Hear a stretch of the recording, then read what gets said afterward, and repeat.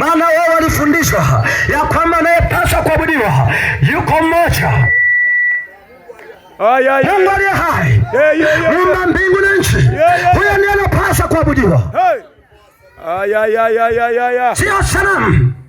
Maandiko yanasema walikuwepo Wakaridayo, na kwa sababu walikuwa wanataka kupata sababu. Unajua kuna watu duniani wanatafutaga sababu tu ya watumishi wa Mungu eti kupambana nao, na ninawaambia wale wote ambao walikuwa wanashughulika na mkutano, leo nitatoa tangazo, kwa sababu maandiko yanasema akipandacho mtu ndicho atakachovuna. Lazima mtavuna.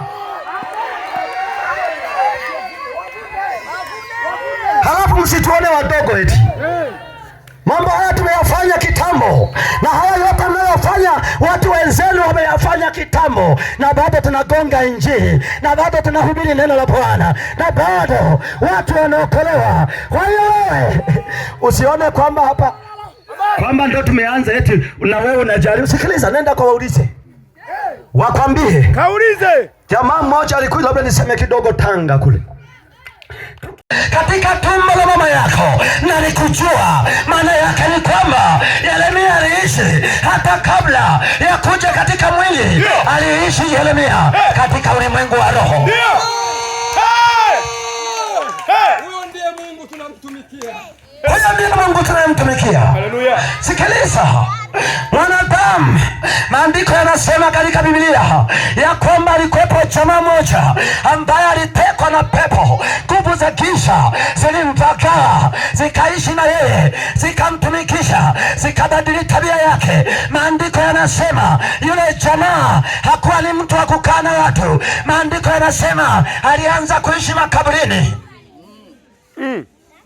Akaanza kuishi makaburini.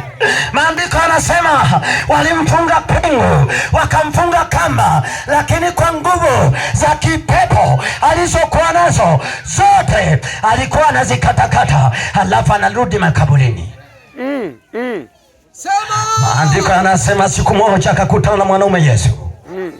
Alipokutana na mwanaume Yesu, zile roho zilizokuwa zinakaa ndani yake zikakemewa. Zilipokemewa zikamtoka. Zilipomtoka zikawa kabla ya kumtoka zikawa zinalia, zinasema, mbona umekuja kututesa kabla ya wakati wetu? Mbona umekuja kututesa kabla ya wakati wetu? Sikiliza, ndio pepo mizimu ambayo unaikumbatia inajua ya kwamba yako majira zitakamata roho zote, zitatupa jehanamu.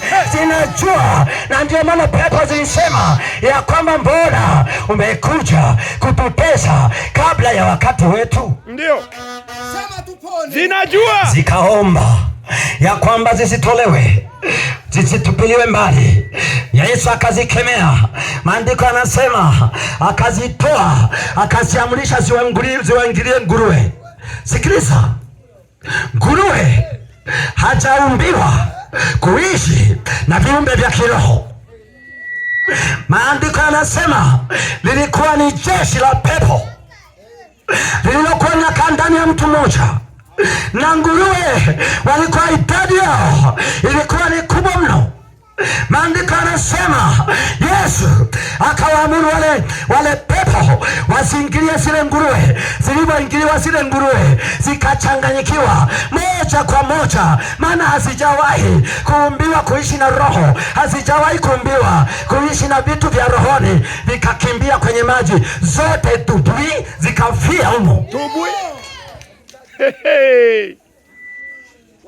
Lakini ni mtu mmoja aliweza kuishi na pepo zote, kwa sababu mwanadamu pamoja na kwamba yuko kwenye mwili, yeye ni kiumbe cha rohoni.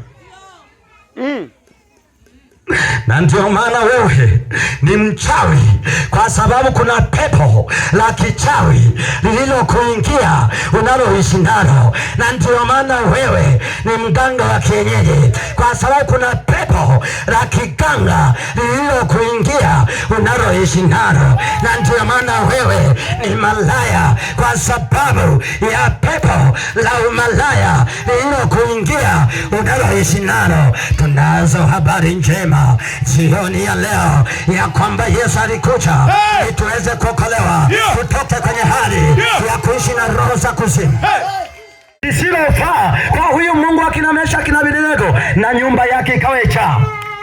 Ndilo neno ambalo nimepewa kuilani miungu ya mahali hapa ambayo inasimama kinyume, ya kwamba nyumba yenu ikawe ni jaa na mapigo yakafuatana na ninyi wote ambao walisimama kinyume na mkutano huu. Mapigo yanawachia, mapigo yanawachilia, mapigo yanawachilia. Kisasi cha Bwana kiko juu yenu. Watu nasema wanapaswa kutubu mapema, wamuone mchungaji, wamuombe msamaha. Nimetangaza walioachana na wizi, walioachana na ulavi na uchawi na waganga, Yesu atawakaribisha, atawapumzisha. Haleluya! Wewe unaisikia sauti hii?